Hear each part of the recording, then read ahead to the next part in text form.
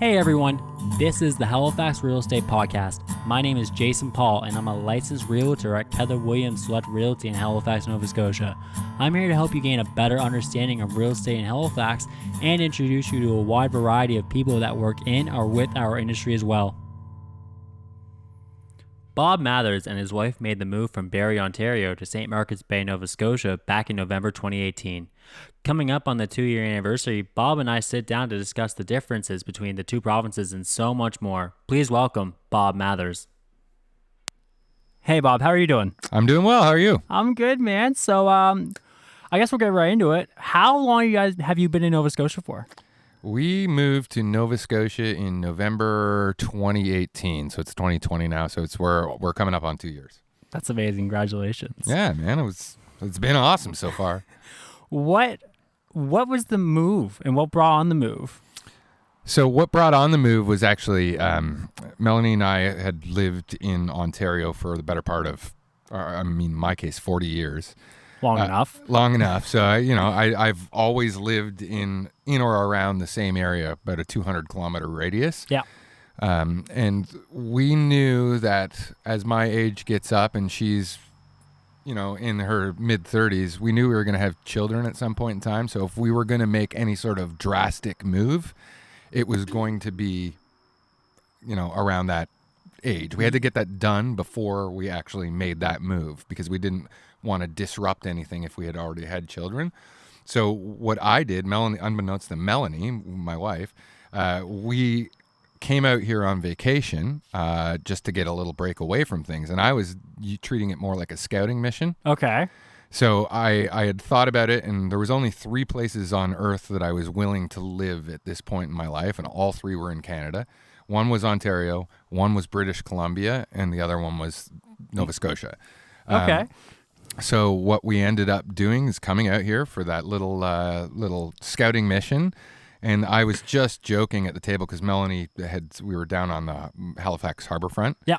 And Melanie had said to me something to the effect of, "It's really nice here. We should move here." and then of course, I'm like, well, look for a real estate agent. Let's go see some houses. And then 2 minutes later, she was on her phone calling the real estate agent. Oh, no way. Yeah. Now, did you guys extend the trip or did you go back to Ontario and then come back out here for the house hunting trip? Well, we looked at homes in that initial trip. Okay. We looked at 4 homes, and it was actually the 5th home that we looked at that I knew right away. It was, boom, this is done. I just have to figure out a way to do it. And then we went back to Ontario literally right after that. So we had the entire drive, and I liken it to a pendulum. With such a big life move like that, it's good idea, bad idea, good idea, bad idea. And then eventually we just swung to the fact that, you know what, it's going to take a lot of work to do this, but let's do it. Let's see what this is all about. And here we are. You guys couldn't get any more Nova Scotian down the road from Peggy's Cove. Absolutely. And I mean, that was one of the things because, I wouldn't have had employment coming here. So I had to literally either figure out a way to create my own job. And the property that we purchased actually has a separate store on the front of the property. So because of that, and because it was, I would argue that Peggy's Cove has to be in the top 3 to 5 tourist attractions across Canada. So, and we're on the main road to get there. So I'm thinking business on the road, wicked tourist attraction. Something's got to work here. Yeah, so, you can't get wrong with all the buses. Yeah. Other than COVID. Yeah, and this whole entire area around here is beautiful. Now, you and Mel are originally from Barrie, right? Yes. Yeah, okay. So moving from Ontario to Nova Scotia, what were some of the key fundamental differences you found? Key fundamental differences I found. Well, one of the first experiences I had was I was in Canadian Tire. And I had dropped my keys on the ground, and 2 people almost got in a fist fight to pick them up for me, which would never happen in Barrie. So that's one thing. I think that the general sense is Maritimers tend to be a little bit more polite because they haven't had the same intensity that's happened in Ontario, where you've got a lot of people in a very, very small amount of space. So people get very protective about that space Of course. that they have. So, and it causes emotions to happen. And, anytime you put a bunch of people in one place, something's going to happen. Of course. Tensions run high. So I would say traffic is another big thing. It was nothing for me to wait 2 hours in traffic on the weekend, because where Barrie is situated, it's halfway between Toronto and cottage country, where all of the Torontonians go for the weekend. So it would clog up the main artery, the Highway 400 through Barrie. So you literally, on weekends, if you wanted to drive anywhere, you had to think twice about how you were going to get there so you didn't get caught in the traffic. I don't think that happens to you guys out by Peggy's Cove. Pardon me? I don't think that happens to you guys out by Peggy's Cove. No, it doesn't. And funny enough, I told that exact story to a guy that works in downtown Halifax. And I said, I moved to Nova Scotia because there's less traffic or whatever. And he goes, and you moved to Peggy's Cove Road, thinking that this is crazy traffic. But I can tell you right now, I've never sat anywhere on Peggy's Cove Road for any longer than a minute. I know Anya's from Barrie, my fiance. And whenever I complain that we have to make a drive anywhere in HRM, she rolls her eyes at me and is like, it's going to be 10, 15 minutes. And I'm like, yeah, I don't want to wait 10, 15 minutes as Nova Scotian in me. Yeah. Just so used to not dealing with terrible traffic. And she's like from Barrie, so she knows. She's always just rolling her eyes at me sarcastically, being like, you idiot. Yeah. You don't know how. Listen, one of the things that if there is a downside to a boy coming from Ontario, it does take a lot to get used to the Halifax roads. Because a lot of, it's got a lot more history, and there's a lot of more stuff that happened, a lot more rocks that you have to go around. So I did find that the first year here driving around Halifax, I did have difficulty with the road system. But now that I know it, it's great. It was just shocking to see so many curves. It was very European. Oh, I never heard that before. Yeah. That's interesting. Okay. Well, Downtown Halifax, actually, I've been to San Francisco before, and downtown Halifax actually reminds me of a little mini San Francisco, the way it's set up with it's so hill, Yeah. so many hills and so many one ways, and all the construction going on and everything down there. It's and you can eat whatever fattening foods you want if you eat downtown Halifax, because it's a guarantee that you're going to work it off by the time you get to your car. How did you and Mel find cost of living in terms of Nova Scotia to Ontario, in terms of like significant expenditures like groceries? I don't think the cost of living really changed much on a day-to-day. I mean, alcohol is a little bit more expensive. I don't drink, but alcohol is more expensive. I find that the day-to-day like accessories of living are pretty much the same. I mean, I did find the big win though is in the real estate. Yeah. Because, and when you sell a 1,100 square foot house in Ontario and it buys you a 5,000 square foot building in Nova Scotia with a store attached to the front of it, I mean, that's one of the reasons why I didn't want to go to BC, is because I felt like it would be a lateral move. Whereas moving to the Maritimes, it felt like, you know what, this might be a chance for me to, buy something a little nicer for myself, because I've worked hard. I mean, you guys have a lakefront, like private lot, pretty much surrounded by gorgeous trees. You're 2 minutes in the cove. Like the one thing that made this property unique, and the reason why I fell in love with it so immediately, was the fact that I work at the front, I live in the middle, and I vacation at the back of the property. So it's so self-contained. Like on weekends, we'll spend some time down by the dock, and then we live our life in the middle section of the property here, and then at the front, that's where all the customers are. That's where we're working. So it's quite an ideal setup, actually. It's a dream come true. So you and Mel started your own. Were able to start and build your own business. Yes. And what business is it, and how has it flourished since you guys moved to Nova Scotia? So our business is called Lo and Behold. It is a antique, collectible, and I might even go as far as to say pawn shoppy type items that we sell. We can sign items on behalf of people, so the people from the community will bring in stuff for us to sell if they don't want to, have the hassle of selling things on Kijiji or Marketplace or whatever. We take a small commission off of that, and we sell the items for them. We do all the marketing, and we get all the people there to watch the show. Okay. And you guys do online auctions, correct? Yes, online auctions. Yeah. And did you guys move the business from Ontario to Nova Scotia, or you just start the business up? No, we were doing something with a group of other people that I didn't necessarily agree with absolutely everything. And I was new to business, so I was working with people that were mentors. Okay. And I found that some of the decisions that were being made weren't exactly the same way I would make those decisions. We saw an opportunity to be able to take the knowledge that we've learned and apply it here by ourselves on our own terms with the way we think and our creativity behind it. And yeah, here we are. And how has business been since you guys opened? Fantastic. It's been a whirlwind. Let me tell you. So when you start a business and 1 year in, you've been through a pandemic, COVID, a hurricane, Dorian, a mass shooting unfortunately occurred here. Yes, of course. The Nova Scotia was getting a lot of press with a lot of terrible things happening. So for any business to survive that first year, there was a lot of shucking and jiving that we had to do to be here. But we also made it through those things, and I think it made us stronger as a business because we did make it through. Yeah, that's incredible. So yeah, it's been great. I gotta go to hurricanes next and the weather because as I said, Anya's from Barrie. Yeah. And every time we have a hurricane or a tropical storm warning, her family calls us or sends us a text and is like, her father for Dorian told us to go to the basement. Yeah, fair.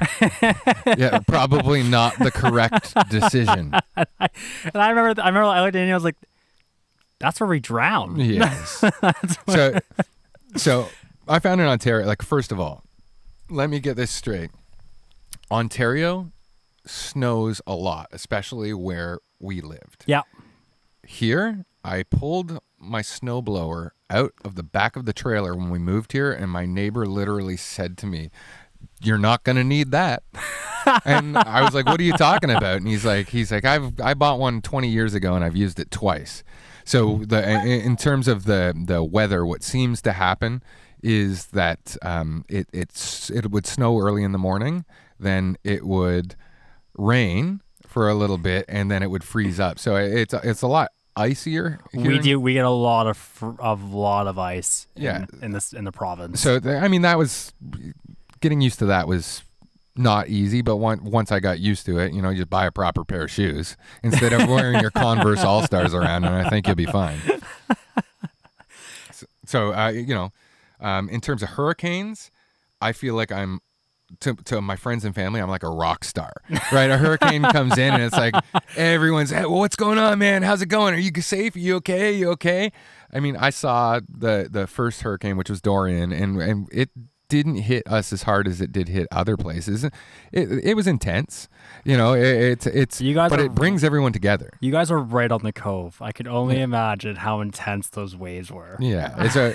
So I felt as though that first hurricane was expected to be a lot worse than it actually was, or at least that was the general, demeanor. Everyone was like cowering in fear that this thing was going to club us, and it took down that crane, which was crazy. But but it was fairly mild compared to what I thought my perception of a hurricane was. Oh, okay. But it was also only Category 2. You say, well, I mean, we don't get in my time living in Nova Scotia, 28 years, we've only had Category 2s at the most, and we get them, we regain them.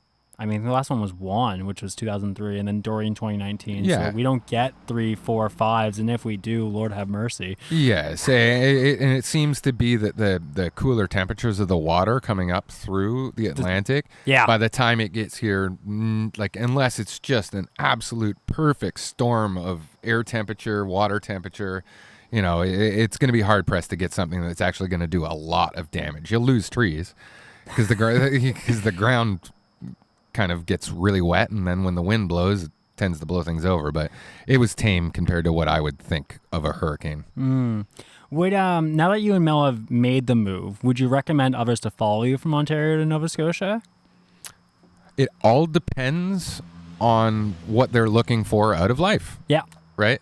Nova Scotia offers a more laid-back experience.